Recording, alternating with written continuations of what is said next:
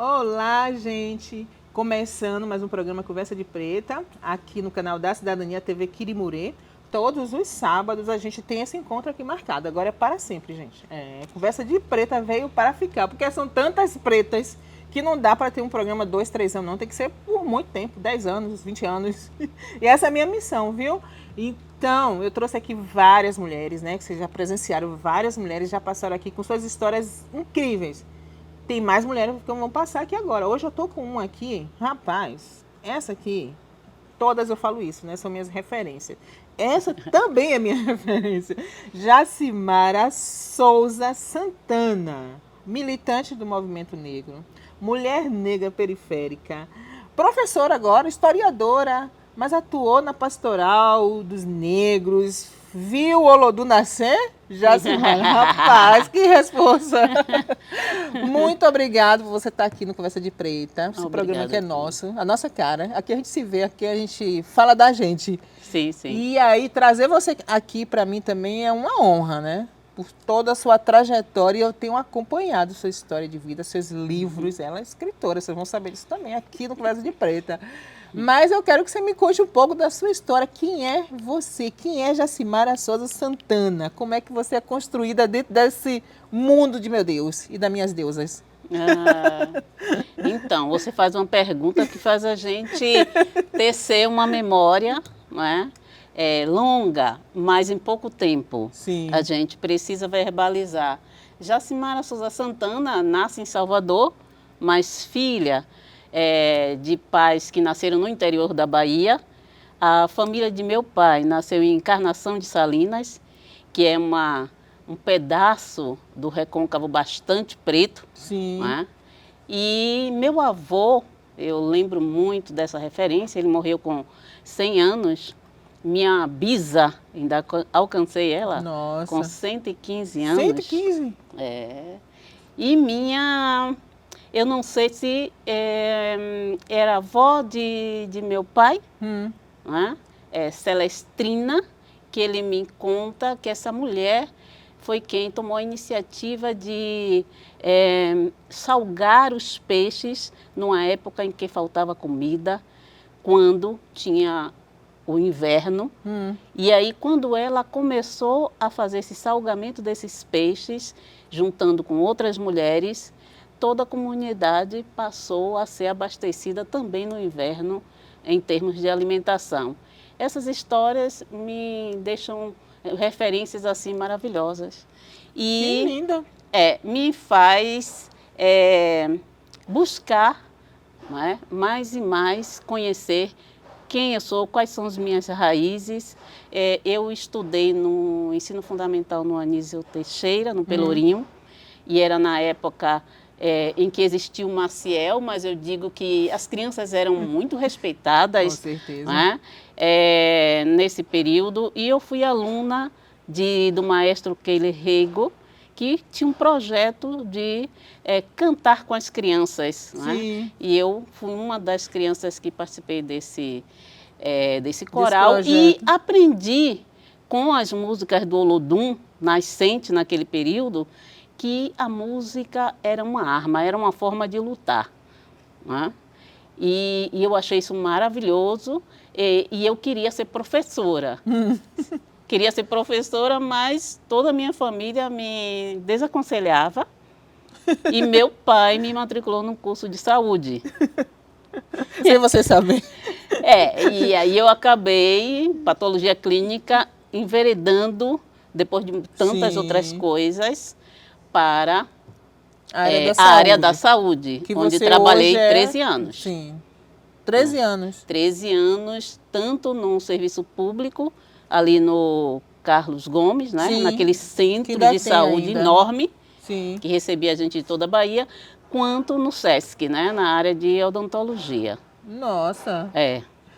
E Jacimara, também, enquanto militante do movimento negro, eu fui integrante dos agentes de pastoral negros. Era um movimento eclesial, a gente também trabalhava no subúrbio ferroviário. Sim. Com o grupo Dandara. E nesse período a gente trabalhava para o que a gente na época chamava de formação da consciência negra, junto aos jovens Sim. da região da suburbana. E no mês de novembro nós promovíamos uma caminhada, a Caminhada Zumbi, que finalizava no Parque São Bartolomeu, ontem, Quilombo do Urubu. Sim. Quando foi isso mais ou menos? Em que ano? Você lembra assim mais ou menos toda essa sua trajetória? Então, até os anos, início dos anos 90, eu estive, ou 98 por aí, eu estive atuando nesse universo. A partir de então, eu resolvo fazer o curso de História, porque na época eu ia seguir com a odontologia, mas a gente não tinha cotas ainda e era muito difícil estar trabalhando e estudando e concorrendo a um curso, não é, que era frequentado em sua maioria pela elite de Salvador. E eu lembro do curso Steve Biko, né? Eu fui, inclusive, aluna do cursinho Steve Biko. Que existe até hoje. Sim, claro. E depois eu disse, olha, vou escolher uma segunda opção, que eu muito me identifico, que foi História. E eu não consegui mais sair de História, né? Não consegui. E aí, odontologia? Abandonou. Abandonei, porque na verdade também eu não queria essa montagem de clínica, eu queria era ensinar no curso de odontologia. Porque você já dizia que queria ser professora. É isso aí, porque o meu interesse era a questão da odontologia social. Sim. Porque trabalhando no serviço público, me chamava muita atenção ter sempre muita gente que nunca era atendida nas suas necessidades. E a forma de resolução apresentada era assim como se fosse uma torneira quebrada que nunca se consertava, se colocava um pano, mas não se continha, né, aquela água que jorrava e... Isso era natural, né? Natural. Se tornou natural. As pessoas eram muito maltratadas e eu não conseguia compreender aquilo, aquela matemática não fechava, não. E então eu sempre acreditei muito na prevenção e eu até escrevi projeto, não é? Para trabalhar com prevenção, e eu trabalhava tanto no Carlos Gomes quanto nas escolas no Pelourinho. E depois, nos últimos anos, na saúde, na CESAB, eu fui integrante de uma assessoria de saúde da população negra. Olha que massa. E nessa assessoria eu fiquei muito feliz porque eu vi gente falando a mesma língua que eu estava falando. Que essa população precisa de um tratamento, né, igual, específico, né, de acordo com as suas demandas. Exatamente. E eu fui convidada a pensar junto com essas mulheres, olha, eram mulheres, políticas de saúde para a população negra. E uma das preocupações ou ocupações era esta questão da saúde promovida nos terreiros de candomblés. Então, tínhamos as feiras de saúde, e é daí que surge a minha curiosidade de conhecer a experiência de Moçambique nessa questão da medicina tradicional, porque lá, já desde os anos 80, já tinha um trabalho com o Ministério da Saúde. Sim. Né? Mas antes da gente falar desse livro específico, e isso tem muita coisa, eu quero que você também me diga que essa consciência política de negritude, né, de militância, né, essa inquietação que você tinha, né, em ver aquela torneira que sempre estava com aquele pingo, pingo, pingo, e você, rapaz, dá para mudar esse discurso, porque temos que pensar por aí. Como é que nasce essa consciência em você, né? Porque você fala também que você teve o Olodum como também essa referência. Mas isso a gente vai falar daqui a pouco, quando a gente voltar da nossa aula, que a gente vai beber água, amiga. Vamos beber água. Vamos beber. Estou com sede. Gente, a gente vai aqui parar um pouquinho só e vocês ficam aí para conhecer mais sobre essa maravilhosa. Tem muita história boa. Daqui a pouco a gente volta. Fica aí, mulher. Homem também.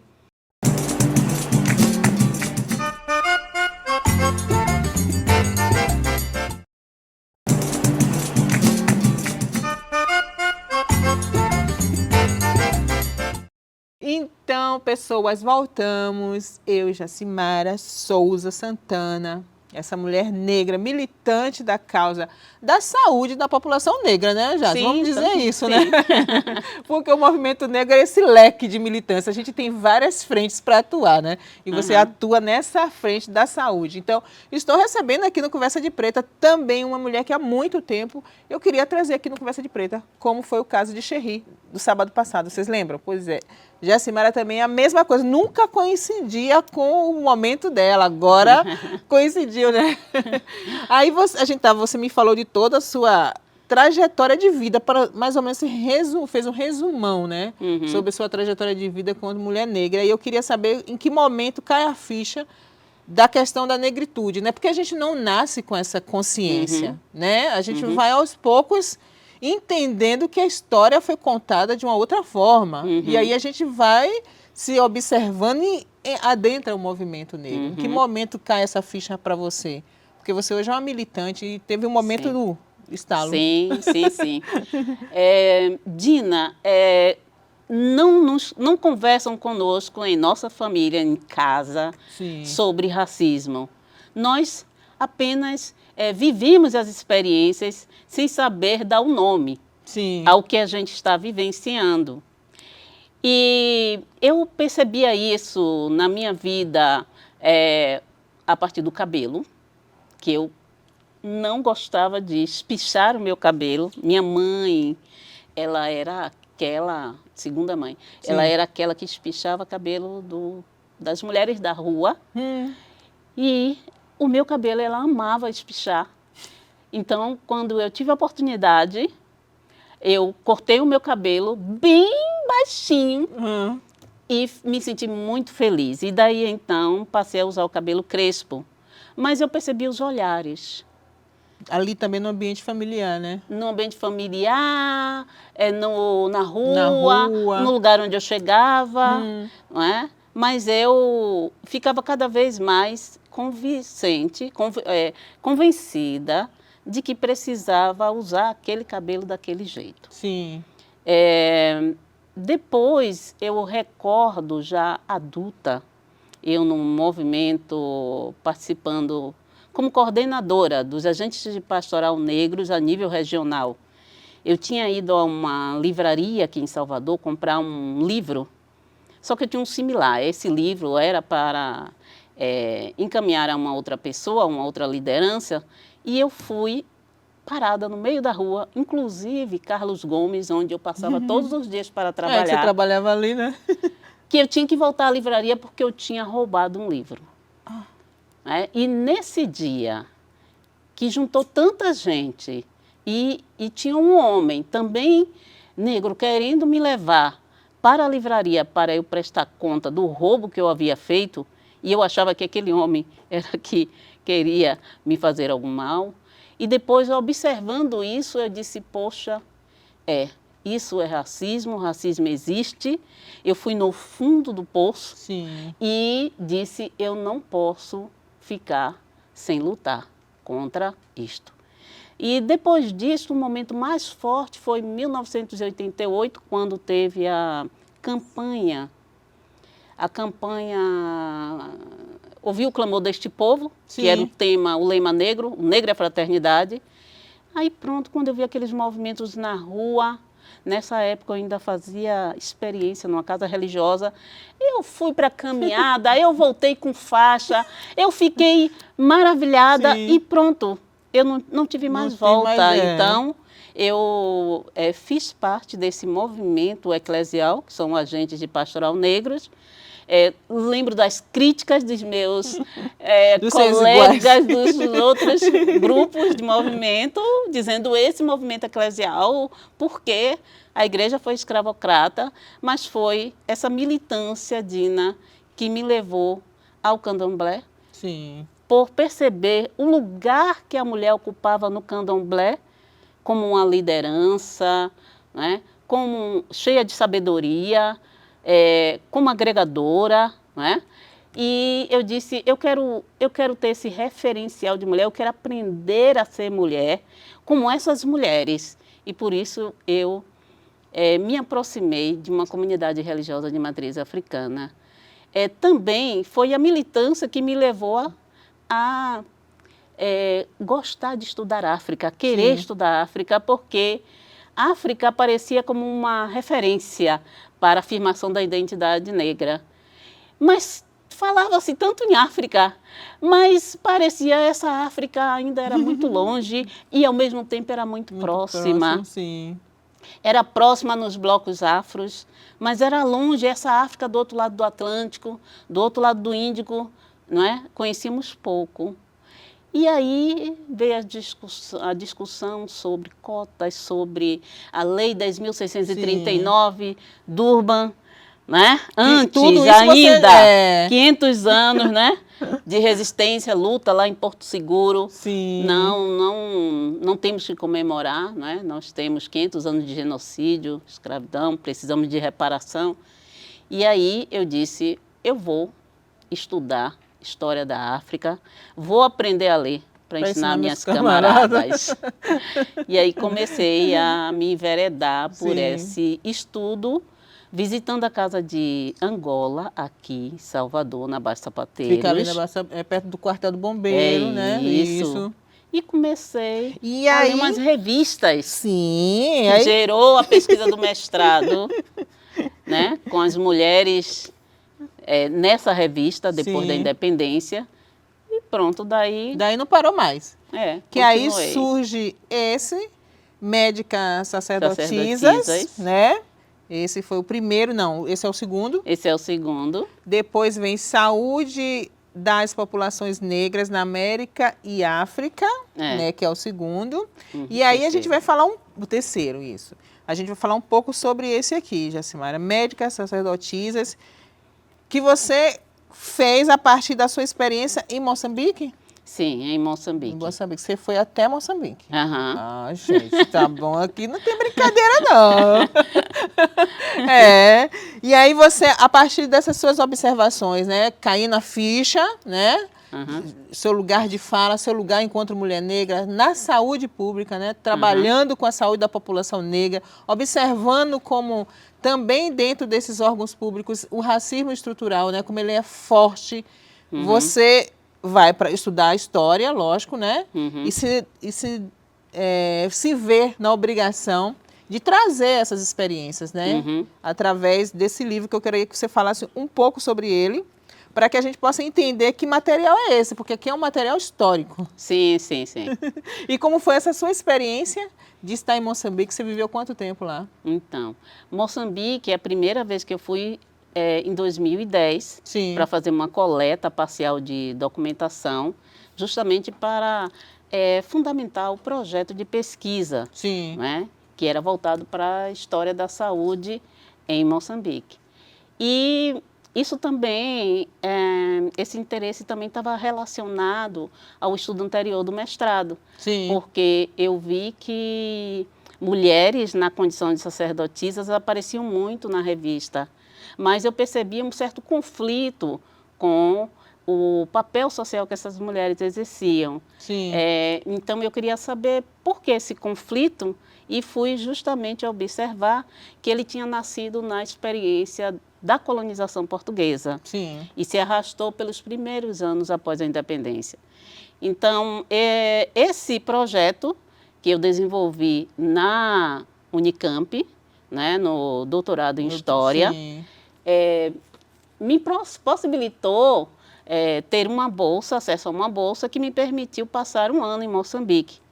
Então, nesse ano, eu fiz pesquisa de arquivo, também fui a Portugal e fiz pesquisa de campo, entrevistando médicas sacerdotisas e médicos sacerdotes que no sul de Moçambique, na língua predominante africana, chamado Xangana, são conhecidos por Tinyanga,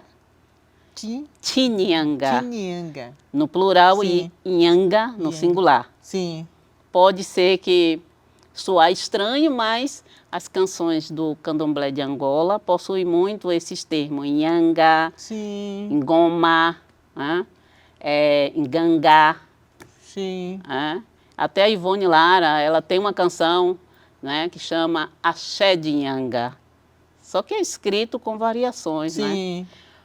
Bem, então, essa pesquisa foi que deu possibilidade de escrever esse livro Na verdade, esse livro trata de histórias de resistência Sim. e de resiliência, né, dessas pessoas Tinhanga. Mulheres e homens. Mulheres e homens. Tinhanga é um termo que não varia quanto ao gênero. Sim, sim. Né?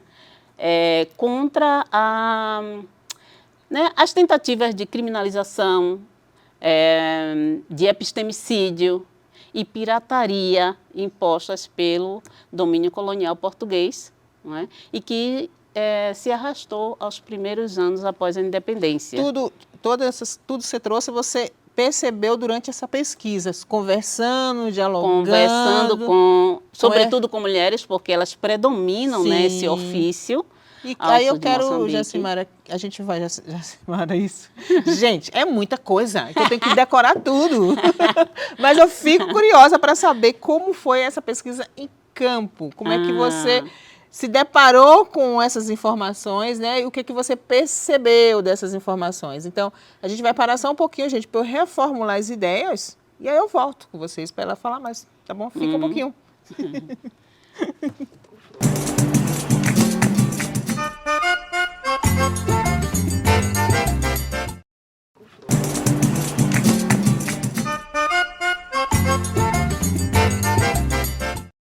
Então, pessoas, estão gostando da conversa com essa maravilhosa?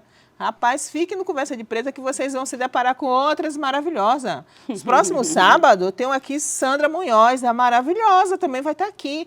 E tem uma outra maravilhosa, que é segredo. Vocês vão saber no dia, porque ela é lá de Cajazeira 5. Aqui só tem as mulheres dos bairros. Eu sou de 7 de Abril, aqui é da Saúde. Sandra, que vai chegar aqui também é do centro, é de Cajazeira. Rapaz, olha como nossos bairros periféricos tá cheio de rainhas. Porque nós somos rainhas, né? Sim.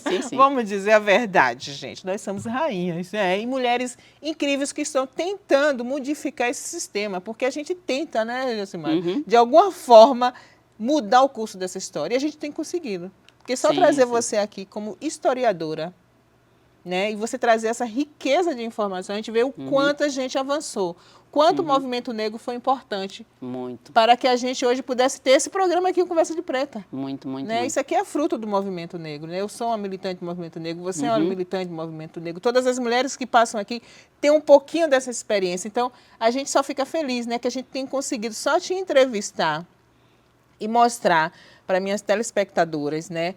Que é possível nós mulheres negras, né? Ter uma história de vida como você traz, né? Aí, mulher, eu quero que você me conte como é que é chegar em Moçambique. Primeiro, a pergunta besta que eu quero fazer, gente, porque eu sou uma pessoa que faz pergunta besta, né? Como é chegar na África? Eu ainda não fui na África, mas eu tenho certeza que quando eu chegar em algum país africano, eu vou chorar muito de felicidade, de estar em casa, porque é voltar para casa. Você teve essa sensação? Essa é a pergunta besta, amiga. Tá, olha só, Dina, tem um samba que diz assim, quando você chegar, pise devagar, não é? É devagar. E quando cheguei lá, eu fui me conscientizando de que eu era brasileira, negra brasileira, não era de lá. Sim. Mas é muito interessante. Quando eu cheguei em Alto Xangane, zona rural de Moçambique, aí o líder do distrito, do núcleo distrital da Associação de Médicos Tradicionais me recebeu e disse, finalmente tem negros no Brasil? E logo ele falou em língua xangana. A maioria das pessoas com quem eu tive contato, que são Tinhanga, falam xangana. Sim. Poucas pessoas falam português, e aí eu estou incluindo a maioria mulheres. Mas esse senhor, ele falou isso de forma caçoar, porque somente brancos apareciam como pesquisadores e europeus. Então estava ali uma mulher negra, né? E ele disse para mim, você tem cabeça, eu vou gostar de conversar com você. E foi interessante porque esse homem começou a dizer, olha, antes éramos somente nós, mas quando os portugueses chegaram, então eles chegaram com os hospitais e nós já não prestávamos. ele foi falando e a Filomena foi traduzindo para mim. Mas eu disse, eu vou retornar, gostaria que o senhor combinasse com as outras pessoas para termos uma conversa com o grupo. Um grupo de mulheres e um grupo de homens. Sim. E fizemos essa reunião em vários distritos da província de Gaza, o que aqui chamamos de estado, Sim. e da província de Maputo, muito mais no bairro de Machakene, em Maputo. E foi uma festa. Esse homem matou um bode, um carneiro, Sim. não, uma cabra, porque ele me perguntou, você quer macho ou quer fêmea? Né? E depois, Dina, eu percebi que aquele momento tinha sido transformado também em um momento ritual. Sim. E depois que nós tivemos as entrevistas, as pessoas contando as experiências que geralmente se atribuía também à memória dos seus antepassados, porque muitas das pessoas tinhangas herdaram esse ofício de avós, de algum familiar que também foi nhanga no passado. Sim. Então, continua trabalhando, né, atendendo as pessoas, para cuidar de doenças, desde físicas até, não é? Espiritual, qualquer sofrimento de várias ordens, né, que podem causar desequilíbrio à pessoa. Então, foi uma festa. Depois disso, eu lembro também de estar caminhando nas ruas de Moçambique com o ojá, porque eu sempre gosto de usar ojá, e eu usava ojá por causa da poeira do arquivo. E alguém me olha e diz assim, você está parecendo uma africana. Aí eu digo, o que é que eu sou? É bom que vocês digam que eu sou, não que eu diga. Né? E depois, uma ex-combatente, depois de muitas idas e vindas, porque lá em Moçambique as mulheres também lutaram Sim. para libertar o país do colonialismo de armas nas mãos. Sim. E ela, depois de algumas idas e vindas, eu, na associação dos ex-combatentes, ela como uma diretora lá, ela olhou para mim e disse assim, o que essa sua pesquisa vai ajudar no seu país? E eu prontamente disse a ela, por que eu estava lá, né? Diante de toda a caminhada que eu tive. E ela disse, eu sei, você quer saber da cultura. Então, ela abriu o leque para mim e disse para mim, você não está aqui à toa, você sabe, seus antepassados são daqui. Olha. Então, eu disse assim, é bom que vocês me digam isso. Quero saber tudo por vocês. Olha, que incrível, viu? Para você ver como uma pesquisa desse molde, né, te leva à sua ancestralidade, né? Te levou praticamente, né? Sim. E aí você tem essas experiências, essas falas, né, essas vozes te dizendo, te afirmando, é isso mesmo. É isso mesmo. Até hoje, por exemplo, agora, esse ano eu fui a Moçambique, porque teve agora um você congresso. tá assim, vai a Moçambique quando quer. Não, Me não leva. quando quer. Teve um congresso mundial de mulheres. Sim. Então, mas é muito bom estar junto daquelas mulheres, que as mulheres têm uma experiência de luta aguerrida, como nós, mulheres negras aqui, mas elas são cheias de força, de esperança, de alegria, e quando dançam, dançam, e quando cantam, cantam, e são tranquilas. Eu gosto muito de estar com aquelas mulheres, então, uma das mulheres que sempre me recebeu nesse período que eu vou e volto, porque eu também fui lançar o livro lá, em 2019, ela disse assim, Jacimara, você parece que é uma moçambicana. Não, isso porque ela disse pelos meus trejeitos. Eu disse, pois eu já estou começando a dizer que eu sou de Quilimane, do centro, que o centro de Moçambique teve muito fluxo com os brasileiros, né? No contexto da escravização. Então, tem muita influência lá. Mas é isso, estar em Moçambique foi, assim, todo o tempo perceber o que é essa África que o movimento negro cá falava para a gente. Sim, sempre sinalizou para a gente. Sinalizou. Né? E aí esse livro aqui traz muito disso, né? Traz a partir da trajetória Sim, desse grupo, que é um grupo de sacerdotisas e sacerdotes. E uma outra coisa, só para encerrar aqui, que eu acho que se vocês querem saber mais, vocês vão ter que comprar. Tá à venda ainda? Tá à venda. Tá à venda, ela vai dar um livro enderecinho nos para vocês comprar. Tem muito a ver também com as nossas parteiras, nossas rezadeiras. Tem essa ligação? Sim, traz um pouco dessa linha, né? As rezadeiras, que antigamente a gente, os nossos doenças eram com rezadeiras. Iam lá, rezavam, ficava boa. Eu não sei se você é dessa época, eu sou dessa época, gente. Então tem muito a ver, né? Também remete um pouco dessa tradição que chega também aqui no Brasil, vindo dos nossos antepassados escravizados, né? Então, são esses modos ancestrais de cuidar da saúde, né, que os povos africanos trouxeram e que aprenderam também aqui com os povos autóctones, né, apelidados de indígenas, é que a gente tem todo esse acervo de conhecimentos que foram negados, que foram, não é, deslegitimados lá. Aí eu vi o que foi que a colonização fez em Moçambique e disse, poxa, a nossa experiência não é muito diferente, temos proximidades, não é? Que lá, Inhanga passou a ser caso de polícia, né?